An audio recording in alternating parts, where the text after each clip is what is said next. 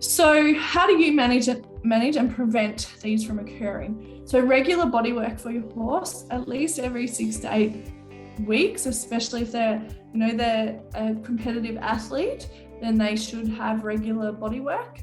Stretching and mobilization yourself, so having that as part of your training regime. So at least twice a week, doing some mobilization, and perhaps you have little different things that you do each day. Observation, so really knowing your horse, and when you even ask your horse to pick up a limb, assess how they pick up their leg, and if they start picking it up differently or resisting, asking the question as to why. If they start knocking poles, why when they're jumping? If they start struggling with a certain exercise, why? So start to really observe your horse, both when you're doing things with it and in the paddock. Observe their musculature. You shouldn't be able to easily define any muscles in a really well-conditioned horse. It should be nice and beautiful and smooth, and everything should work with flow. You want variation in your training. Fascia, the outer covering of the muscles, which covers all the blood vessels, nerves, everything in the body. Fascia loves variation. So having variation in your training, incorporating trails, incorporating some gymnastic jumping, incorporating dressage, regardless of what your discipline is, having variable training. Different surfaces and different variable feeding positions can also help to avoid tension. Really important to warm up and your cool down. So making sure the horse is appropriately warm before, say, doing a sliding stop, or before doing show jumping, or collected work. Fascial hydration breaks. So that could mean just giving your horse, getting into a 2-point position and giving your horse a big free stretchy trot. It could mean stopping for a couple of minutes. It could mean getting off, especially if it's a young horse, getting off for 5 minutes and just walking them around. It could mean even stopping and doing a little bit of mobilization and stretching. So that really helps that fascia to stay healthy.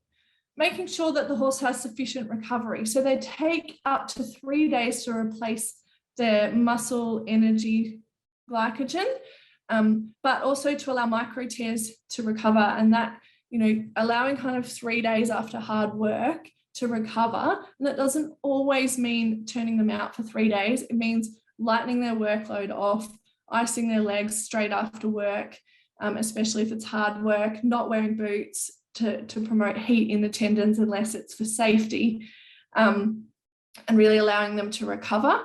Tapering your workload, so don't work hard the days of the week leading up to an event, tapering it off so that your horse is in optimal condition. Turn out as much as possible, promoting them to naturally walk.